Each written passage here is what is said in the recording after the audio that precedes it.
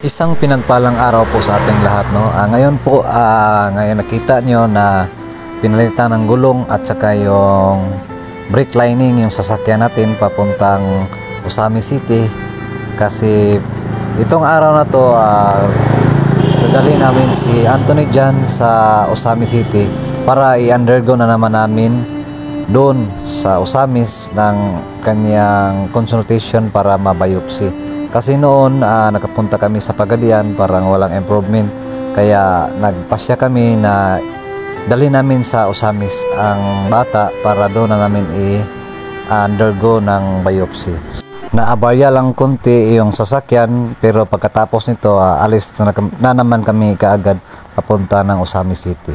So ang kasama pala natin ngayon, no, ang Team Kalingap ng Zamboanga del Sur at saka yung family ni Anthony dyan, yung mga kapatid niya at yung mama. Yung papa niya hindi nakasama kasi nandoon sa Cebu City. At yung tama turon na to ni dyan sa Usamis. So nagkuhan kami kay na abarya nga mong sakyanan, nagsakyan, no, ipailisa na mo brake lining kay mutingog. So karon, no, naabot na ta sa Usami City sa Banyadero. Diri na to paanhi si Anthony dyan, gidala na to, no. So naadiri para silang Anthony dyan.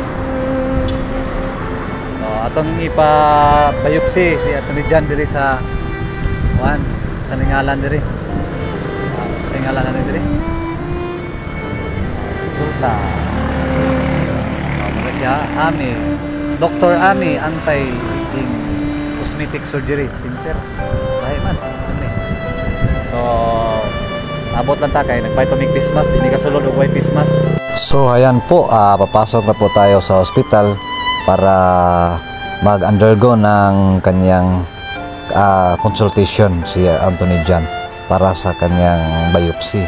So anong gagawin doon sa loob, antayin lang tayo kung anong instruction ng mga staff sa atin. So karon, no, nanali si Anthony dyan o atubang na sa mga staff diha. So ngayon nag-inquire na kami kung anong gagawin, ang first step ng gagawin para mabiopsy si Anthony dyan. At ang sabi ng doktor, i-undergo pa siya muna ng laboratory para sa first step niyang gagawin. So yan, nag-fill up na yung mama ni Anthony dyan para sa kanyang laboratory. At yun, kukunin pala yung timbang ni Anthony dyan at saka yung height niya para sa first step na gagawin ng doktor sa pagkonsulta ng kanyang laboratory. Ayan po, nakikita po natin yung ginawa ng first step, no?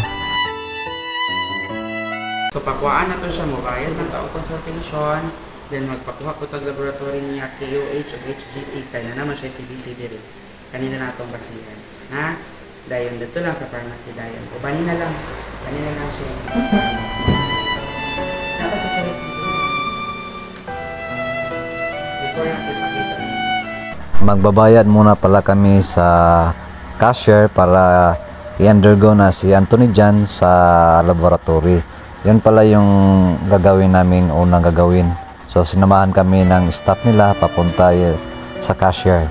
So yun, pupuntahan na namin yung cashier para magbayad, para i-undergo na si Anthony dyan sa laboratory. Tapos pagkakuha ng result ng laboratory at isusunod na naman yung pag-biopsy, kukunan, ito yan, binayaran na ni yung kasama natin na si Boy Gahit Offensiro yung bill para sa laboratory.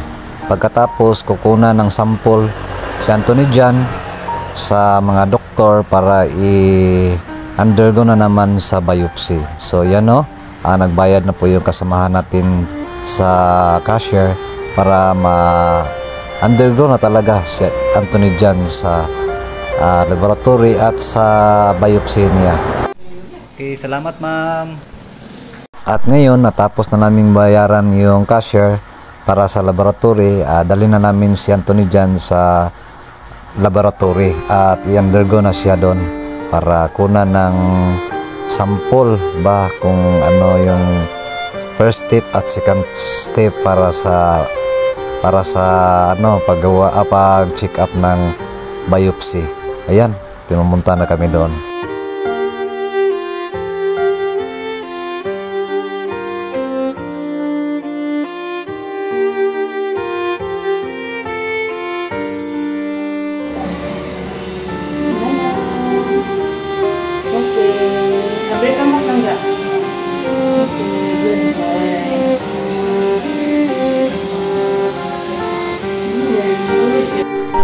Ngayon, nag-antay na lang kami sa labas ng clinic kung ano ang resulta ng kanyang laboratory para ipasa na naman sa biopsy.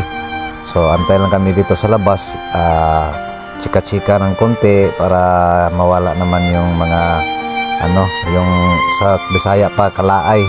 At happy kami no na na-undergo na talaga si Anthony dyan sa kanyang biopsy. At ito, malalaman na talaga natin yung kung anong talaga yung sakit ng bata na dumapo sa kanyang balat. So ngayon po no, magbabayad muna tayo sa counter para sa biopsy ni Anthony dyan. So papasok tayo mamaya dyan sa loob. O, dito na po tayo ngayon no. Magbayad muna tayo sa babayaran na pang biopsy. So kanina tapos na tayong nagbayad sa kanyang pang laboratory. Ngayon na naman magbabayad na naman kami ulit ng 5,000 para sa kanyang biopsy na talaga, para malaman natin yung sakit ng bata na dumadapo sa kanyang balat. So happy tayo ngayon no, na yan, nakikita nyo yung 5,000 na ibabayad na namin ulit sa cashier para pambiopsy na talaga yan, at malaman na talaga natin kung ano yung sakit ng bata na dumadapo. So kanina pala nagbayad tayo ng 2,000 plus sa kanyang laboratory, at yan, nabayaran na natin lahat. So nag-antay na lang tayo ng pagbiopsy ni Anthony dyan. At ang sabi ng doktor, mag-antay pala kami ng 2 weeks para makita na namin yung result ng biopsy ni Anthony dyan. At maraming salamat po sa ating butihing sponsor na si Ate Nance Chin. At sa gusto pong tumulong sa ating charity vlog, welcome po kayo na tumulong at magbigay ng kahit konting pera para sa ating mga charity vlog, at mag-share sa ating mga video para maraming makakita na at tumulong sa ating mga charity vlog. At maraming salamat po sa lahat, and God bless. Bye bye mga katambay.